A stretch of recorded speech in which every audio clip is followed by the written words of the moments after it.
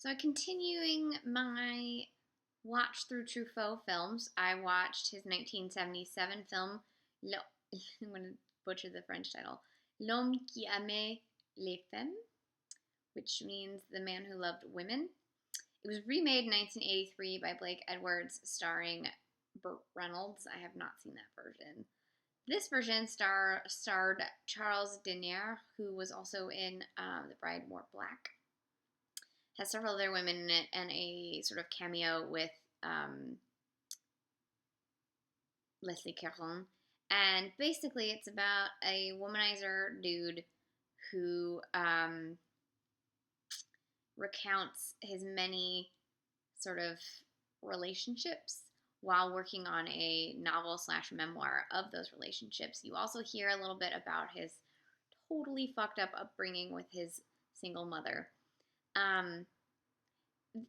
So I have a lot of conflicting thoughts about this film because it's very male gazy in the way that it's shot, except that it's clearly supposed to be male gazy in the way that it's shot because you're following a womanizer. So the film sort of ogles women the same way you would expect this character to, and therefore the film is very much from his point of view. And more so than I think a lot of films are. It was very much like, this is what he sees, this is how he sees the world, and the film is wrapped in his brain. That said, his brain is a little gross because he's just like, he's just bouncing all over the place with these women, and it makes you a little uncomfortable. Except that you see, and they sort of say this towards the end, that part of his issue is he sees the individuality of all these women, and he finds something different to love about each and every one of them. And in that way, instead of seeing all women as the same, even though he keeps looking at all their legs kind of the same, like he's a leg man, his ability to sort of see the individuality of everybody is like his one saving grace, and why the book is supposedly going to be great in that it really details like each individual sort of greatness about these women,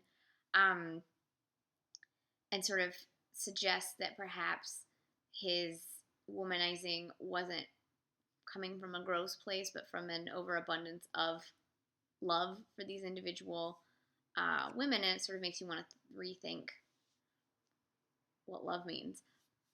But you also have like all of these women that you hear what it is he likes about them, or supposedly like the thing where you hear from about a few of the women that he liked from his own mind, and then the other ones you get sort of from the publisher of his books idea of why she thinks he probably liked them. And while that's amiable, is that the word I'm looking for? Admirable, there we go. While that's admirable, Truffaut, who doesn't allow any of the women to really feel like real women. And so you have this idea that he likes them because they're individual and they're interesting and they have these rich facets that make them unique and different and wonderful, and that's why he loves them all. But then the women themselves aren't ever allowed to be rich and interesting and developed as characters. And so it kind of undermines the whole point of the film because you never really get to know the women and you never really see a true portrait of women. And so it's sort of at odds with itself. So I don't know what to take away from it, basically. I do think it would make a great double feature with Fellini's City of Women, which is a very similar plot from the 80s.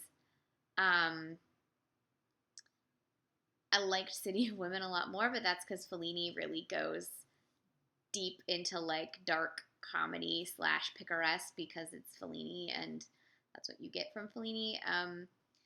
So this was more of a straightforward sort of comedy, whereas City of Women is just nuts, utterly nuts.